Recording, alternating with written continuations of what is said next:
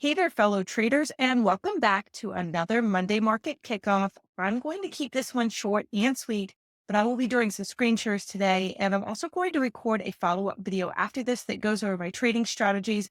That's what I'm asked about the most and where to start. So this week's strategy is going to be simple, but yet powerful and perfect for anyone who is trading on their own for the first time or stepping outside of their financial advisor's recommendations.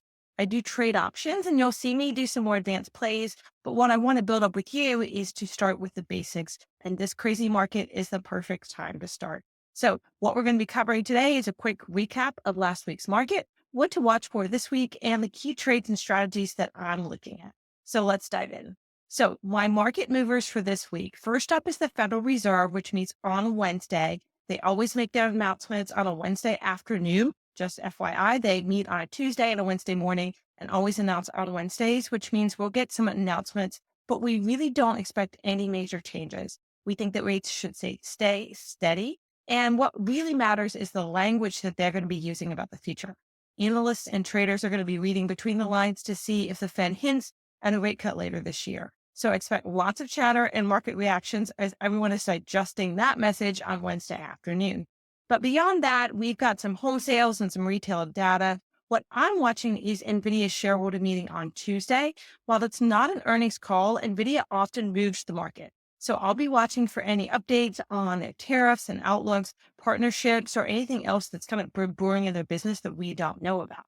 So how am I trading this week? Well, in a down market, my go-to strategy is selling cash secured puts. You know this, it means that I sell someone the right to assign their stock to me at a price I like. And as the market drops, I'm obligated to buy, but at prices that I already wanted. Now, if you are not into trading options, but you want to cost average into the market, now's a great time. I see a lot of people hesitate when stocks drop, thinking that it's going to go even lower, but you'll never know the exact bottom until it's passed. And if you've been waiting to buy, this is your window. So I'm going to show you a few funds and ETFs that are great starting points. I'll link this in a Google sheet with my picks and then my comments on this sheet and a little bit of feedback on how I do this. But I'm also going to do a separate video that breaks down the difference between these ETFs and mutual funds and what this all is. But really, it's a great place to start if you've just been wanting to go outside of your broker. Last week, we officially hit a market correction, meaning we dropped 10% from recent highs. But the biggest misconception that I hear is that a correction does not mean the market is correct. It just means we've pulled back. There are still stocks that are overbought and others that are oversold. So really fight that urge to assume that the market is now correct, although that's a technical term that we use. Historically, markets tend to actually bounce back within 12 months, and most of those gains happen in the first few months. So if you're on the sidelines, don't wait long. If you missed the rally after the COVID crash, then you know exactly how painful that can be. So the other place that I like this week remain my two trades from the last 2 weeks.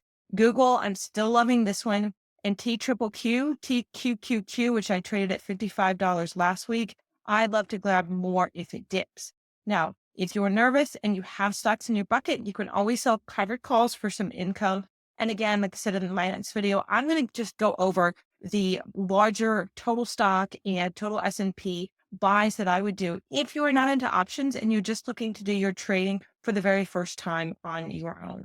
I'll do all of that in a screen share in another video. But otherwise, don't panic. Don't sell at the bottom. Just stay in the game. Hang in there with me, and I'll see you next week.